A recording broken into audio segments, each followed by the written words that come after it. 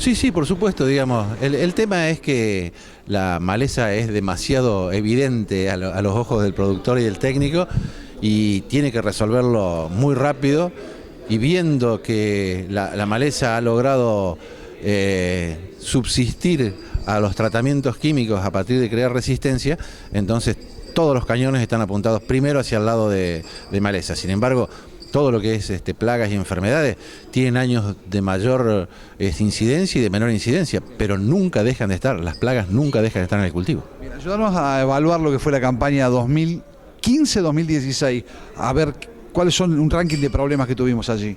Sí, fue uno de los puntos en donde no hubo tanto problema, el de plagas. Llovía toda la semana y llovía mucho toda la semana. Entonces los bichos estaban como más apaciguados, los bichos estaban como más quietos. Cuando uno tenía un brote de plagas, la semana siguiente desaparecía porque las temperaturas eran más bajas, porque había llovido 3 días seguidos. Entonces el año pasado incluso fue el año que menos se vendió insecticida en los últimos 10 años en Argentina. Mirá qué titulazo que me estás dando para la nota. Entonces, esto marca el hecho de que las plagas no se hicieron presentes como en años anteriores, y esto tiene mucho que ver de cómo viene la primavera. Si la primavera es seca, si no hay lluvias importantes durante la primavera y las primeras generaciones de los insectos, oruga bolillera en la soja, el cogollero en el maíz, en los distintos cultivos, entonces si las primeras generaciones tienen todas las posibilidades climáticas como para adaptarse, después ya por más que llueva mucho, la plaga va a aparecer en mayor o menor medida, pero va a aparecer. Ahora, si llueve en la primavera y llueve y la primera generación se demora, entonces ahí es donde se diluye el problema de plagas. Pero la primavera es la que condiciona la aparición de plagas. Que termine bien y condiciona. Venís de una jornada muy exitosa, digamos, que organizó tu empresa. ¿Qué pensaste para este año? Decirle, quiero poner esto en agenda porque además repetir algún tema, seguramente, digamos, esto me parece que vale la pena remarcarlo. En realidad el encuentro de monitoreo y manejo de plagas es el único espacio a nivel nacional en donde tratamos específicamente el tema de la protección de los cultivos. Entonces, los temas son siempre los mismos, digamos, nada más que con novedades o con algún tipo de incorporaciones nuevas de cuestiones. Yo creo que el año que viene lo vamos a centrar en un tema que es el que estamos descuidando y es el tema aplicación. Eficiencia de aplicación, tanto de fungicidas, de insecticidas como de herbicidas. Porque siempre digo lo mismo, el mejor de los productos mal aplicado es el peor de los productos. Diríamos que Argentina está bien y el mundo, está bien en el qué, el producto, pero no también en el cómo y el cuándo, quizás, digamos, que es cómo lo uso y los aplico. En realidad no lo sabemos bien, porque no hay evaluación. Nosotros como empresa de monitoreo sí lo podemos evaluar y podemos tener algún dato, en el sentido de que sabemos cuántos bichos hay antes, se hizo la aplicación de tal manera, y cuántos quedaron después, y poder sacar la eficiencia de los tratamientos. Y la eficiencia en términos generales es baja, no es, digamos, una aplicación que vaya a superar el 70%. Entonces creo que en esto podemos mejorar muchísimo. En el eslabonamiento que intervienen para manejar integradamente o manejar una plaga, que es el producto, la máquina, el hombre, el ambiente, ¿dónde ves que el ingeniero que interviene, dónde ves que puede estar focalizado mayor parte del problema, de por qué no se hacen las cosas o no resultan las cosas bien? Creo que la síntesis para responder esa pregunta es el halcón, que es el nombre de nuestra empresa.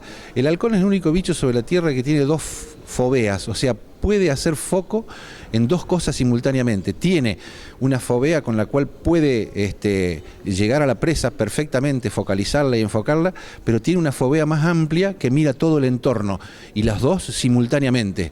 Entonces, si uno quiere resolver su problema, pero no descuida el resto, la parte ambiental, la parte legal, la parte técnica hace foco, pero no deja de hacer foco en las otras. Creo que las soluciones no son puntuales, las soluciones son integrales, de la misma manera que mira el halcón.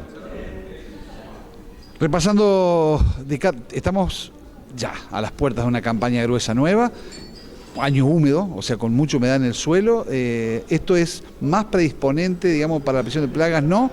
Y haceme, por favor, un repaso de los principales amenazas que podemos tener de los sistemas agrícolas para diversos cultivos.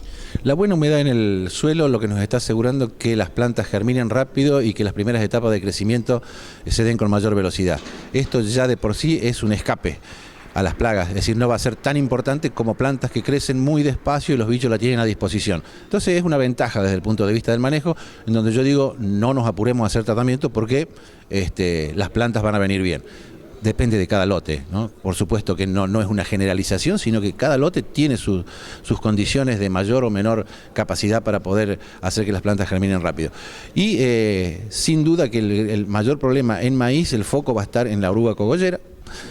¿Por qué? Porque la mayoría de los maíces ya han perdido su capacidad de tolerarla, entonces vamos a tener que volver a los tratamientos químicos en maíz, en el caso de que se presente esta plaga, y estamos desacostumbrados, no estamos preparados para hacer buenos tratamientos en maíz.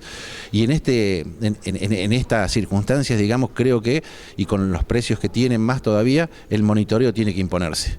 No como un simple costo, digamos, dentro de lo que es la producción, sino como una inversión para saber cuándo aplicar y para llegar bien a la plaga. ¿Soja? En soja, si la primavera continúa, digamos, empieza ahora y continúa sin demasiada lluvia, creo que vamos a volver a la bolillera, es una de las perspectivas.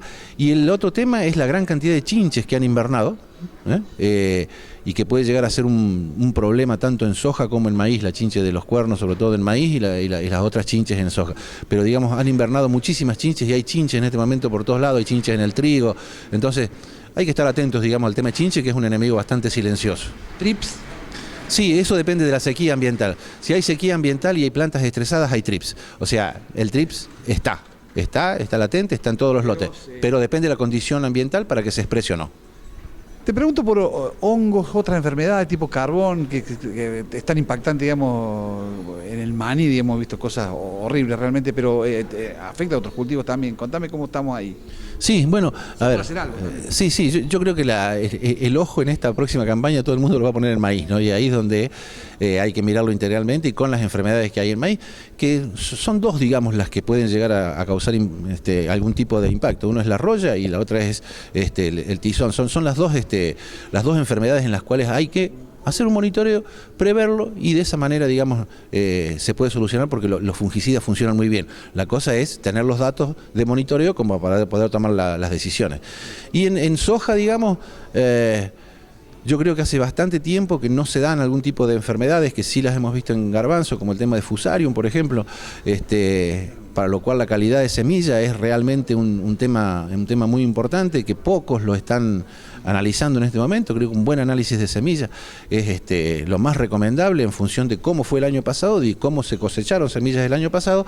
Entonces creo que el análisis de semilla, para evitar estas enfermedades ahí de emergencia de plántulas, hay que hacer un análisis de semillas antes de sembrar para estar seguro de dónde estamos parados. Daniel, perdóname que te aproveche para tanto, pero el enfermedad de fin de siglo de soja fue grave el tema, como lo fue alguna vez, digamos, en la República Argentina, fue impactante. No impactó el año pasado, digamos, a pesar de la lluvia. Yo creo que, digamos, el tema ambiental es temperatura más humedad relativa, y se dio mucha humedad relativa pero poca temperatura, entonces no hubo una expresión de enfermedad de fin de ciclo como era de suponer un año tan húmedo. Entonces, en los años más equilibrados, muchas veces hemos visto que ahí sí, enfermedades como mancha ojo de rana o como otro tipo de enfermedades, mancha amarilla, mancha marrón en soja, han sido bastante impactantes. No lo sabemos y quien lo quiera predecir ahora no va a poder, digamos, vamos a tener que ver cómo es la evolución climática para ver si allá en enero o febrero empieza a expresarse estas enfermedades. Estás con tu empresa, por tu historia, en la punta, digamos, de la discusión de qué es plagas, enfermedades. ¿Hay alguna amenaza tipo, lo pongo un parangón en maleza que se llama Amaranthus palmieri, que se nos vino del norte, en el norte, que es un poco anticipador de la línea, digamos, agrícola que sigue la República Argentina, que diga, ojo, estamos registrando esta amenaza, atenti con esto? Hay amenazas, siempre hay cosas nuevas, cuando cambiamos los sistemas cambian también las plagas. Hay dos plagas nuevas, tanto en soja como en maíz. Una es una cogollera, para los que no la conocen, se llama Spodoptera cosmioides, y que ha habido defoliaciones importantes en la soja intacta en Chaco y en varias partes del norte argentino. Hay que estar muy atento a este tipo de bicharraco, porque uno cree que al decir que la soja es intacta nadie la va a atacar. Bueno, esta chica, la Spodoptera cosmioides, no le hace asco y se la come sin ningún tipo de problema. Y después se está metiendo otra bolillera nueva, ya la hemos detectado en trampas de feromonas desde prácticamente el sur de Santa Fe hasta el norte del Chaco. tenemos trampas de feromonas puestas en todo el país, que se llama Helicobacter parmigera, que es una bolillera negra que hizo bastante daño en Brasil. Hubo mucho ruido, digamos, con esto en Brasil, y seguramente la tenemos mezclada con nuestra bolillera, pero por ahí tienen algún tipo de ciclo distinto, tiene otro tipo de alimentación, es más tolerante a algunos materiales genéticos, entonces tenemos que saber si está o no está y en qué proporciones están. Ese va a ser nuestro trabajo este año. La última, y muchas gracias desde ya. Hay muchos grupos, digamos, que hacen monitoreo de plagas con sus propias, digamos, estaciones. ¿Falta todavía, haría falta más? ¿Los que están lo están haciendo bien? Yo te diría que en cultivos extensivos Argentina es el país que más monitoreo hace en el mundo. Nosotros teníamos una superficie monitoreada de soja en el año 2000 con aproximadamente 7 millones de hectáreas que no superaban las 50.000 hectáreas de soja. Hoy se están monitoreando por lo menos 10 millones de hectáreas en Argentina. Casi la mitad de la superficie de soja en Argentina, directa o indirectamente, se está monitoreando. Que los brasileños se asombran cuando vienen a Argentina y dicen, pero ¿cómo hacen ustedes monitoreo? Y en la práctica, porque allá lo pregonan el monitoreo y nadie hace monitoreo. Cada 15 días hacen un tratamiento químico en Brasil. Cuando estuvimos en el Congreso de Entomología el año pasado, los productores nos decían eso. No, acá cada 15 días aplicamos. ¿Para qué vamos a hacer monitoreo si aplicamos cada 15 días? Entonces creo que en eso le llevamos bastante ventajas al resto del mundo.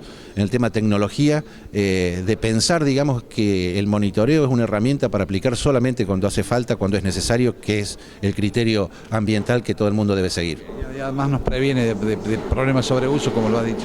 Exactamente, o sea, monitoreando uno sabe que tiene que aplicar, entonces llega a tiempo, evita mermas de rendimiento y a la vez, cuando no hay nada, no hace nada y ganamos en ambiente. Bien. Estuvimos con el gerente de ASA, digamos, en esta semana, debe estar volando a China por el tema de las hojas enlist y ese tipo de temas, y fue a dar una charla sobre el tema de refugio. ¿Ves que hay un uso inadecuado en general o no? ¿Te parece que es una exageración? ¿Qué visión tenés, Daniel, del tema?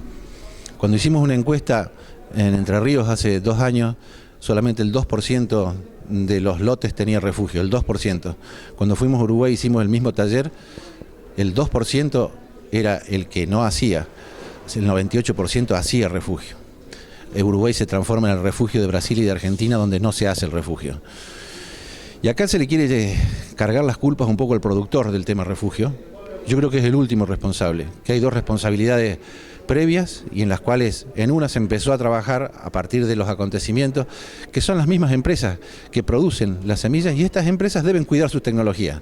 En esta reunión que estamos teniendo en este momento se ha hablado bastante del tema y se ha pregonado bastante el tema de refugios y de hacer refugios. Sin embargo, la otra responsabilidad es del Estado. Y esa responsabilidad no la estamos viendo. Es decir, el Estado tiene que ser también parte de la producción. Le interesa la producción al Estado. Tiene que cuidar entonces los materiales y tiene que hacer los refugios. Ya instalada la resistencia en el cogollero, es el momento de intensificar los refugios porque es el único lugar de donde van a salir los individuos que se cruzan con los resistentes y diluir la resistencia. Entonces, ahora, ¿cómo obligar a hacer esto? Es una cuestión que ya pasa por otro tipo de responsabilidades en donde el gobierno tiene que ser, digamos, el principal responsable y de dar las herramientas como para supervisar esto y de que se cumpla realmente el hecho de que se hagan refugios.